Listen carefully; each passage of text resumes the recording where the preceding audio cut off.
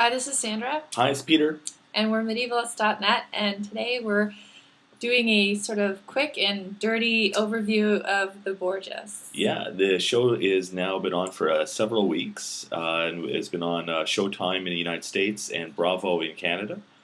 And we've had a chance to look over it, and here's our kind of review of the first 6 episodes. We're a little late doing this, obviously. Just wanted to say that initially I went into this show and I was kind of like, oh, it's not that interesting. This is kind of boring.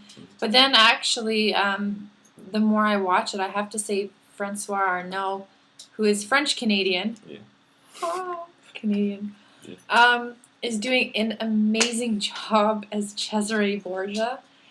And Jeremy Irons, of course, is a master. Mind you, I think Francois is sort of stealing his thunder, and he's doing such a great job as being his devious son.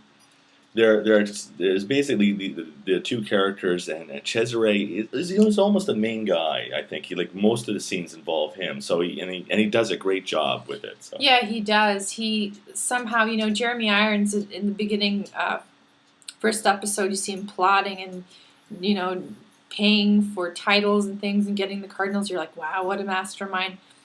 And then Cesare kind of comes up and sort of outshines him, and when he gets Micheletto and his henchmen, and I just think he's sort of a stronger character, that he's really the one running the show behind the scenes, because there's moments where I'm just like with Rodrigo, like one very pivotal scene where he is shocked by when they poison, they use poison to try and kill him. He's like, what, me, the Pope? Why would they poison me?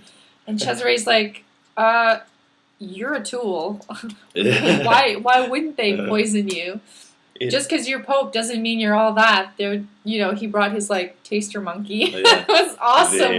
And then I thought that whole scene was suddenly Rodrigo became kind of half-assed. Rodrigo is he's the Pope. As soon as he becomes the Pope, he becomes very holy, and he becomes the man who doesn't do the dirty deeds himself. No. And it's funny, this it kind of the crime in this almost starts. Well, crime is already happening on the first episodes when he's bribing everybody, but you can see how within a few episodes things are degenerating, where the Borgias are murdering just for money by episode 4. So. Wherein they have the Aladdin-esque gem murdered by Juan. Juan is an idiot. I absolutely can't stand the character. Nothing, bad about the actor per se. Just the character of Juan is just. I think Joffrey, the 13-year-old son, brighter.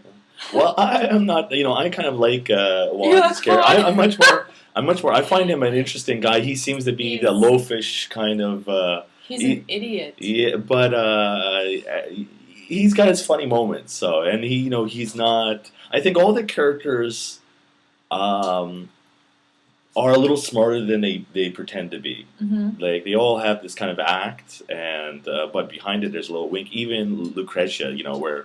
Yeah, she's very naive, but she asks those questions.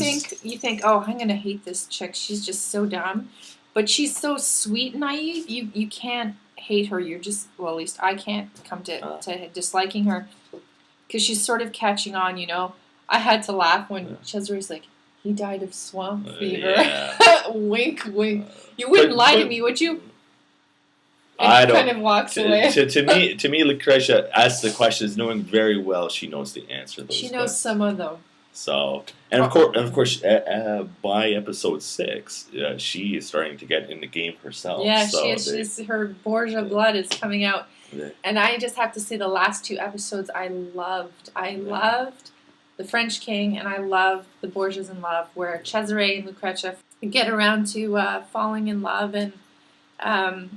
I just, Della Rovere is running around all over Italy, basically trying to muster up alliances, but he's not doing such a great job. The show basically is, one part is this kind of politics for Italy, which they do very well. There's a great little scene where the Pope is telling his youngest son about, what Italy is and who are the players are, and it was like I find it like it's if you're like new to watching this, you can quickly pick up and understand what's happening and It's your who's basic involved. Renaissance Italian politics 101. Yeah, you get that, and meanwhile, Alongside Joffrey. yes, and in A meantime, Joffrey I like. they and in meanwhile you get all these kind of personal stories of love and murders and just the kind of I love the Ursula and Cesare, Eloise and Abelard thing going on right now.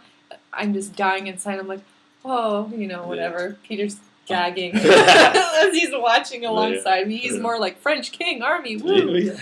I can't wait to see more cannons. So the cannon. I think that I can't speak to that because I'm not a military expert. Well, all right, okay. Well, let's talk a little. Let's talk a bit about that. Let's talk about the history for the again, neither of us are like experts in like late 15th century Italy or the papacy of Alexander VI. But from what I've seen, like all the characters that we've seen are real characters. These the marriages that we've seen are real marriages. The events. A couple of the cardinals are fake, though. They. Like we know. Well, they take some liberties, but these shows they're going to take liberties. Yeah, like they're not every scene is truly historically accurate. They make things out like a dowry, which Lucrezia's dowry is supposed to be in a show was 400,000 ducats. In reality, it was 31,000 ducats. I'll be interested to see how the invasion of Italy by the French king goes. That looks so good. But so far, like if you're watching it, it's not so outlandish that you can say like, oh, this is not. This show's like a fine wine. It's getting better and better with age, with each episode. Mm-hmm. I'm just like now I'm ecstatic. I'm like, it's the Borgias is on. This is great. I get to watch Juan be an idiot, Cesare be politically astute, and watch Lucrezia naively stumble and bumble her way through Italian politics. It's all good. So I'm really enjoying it. And then the fight scenes. Yeah. The army scenes. Peter's gonna love. I will. Like right now, like the. I saw your eyes light up when you saw that whole French army there. We get I think so far like I'm really impressed with the filming. Most of the filming is done in Hungary. We're going to do this again. Most of the filming is done in Hungary.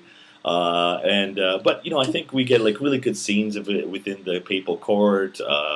You get a lot of great low shots. Just how they've done it, and so far, like it's been a pleasure to watch. So I'm enjoying it. I can't wait. I think next episode is Death on a Pale Horse. Yeah. I'm really looking forward to that. I'm wondering if that's alluding to Cesare since Cesare rides a white horse. Maybe.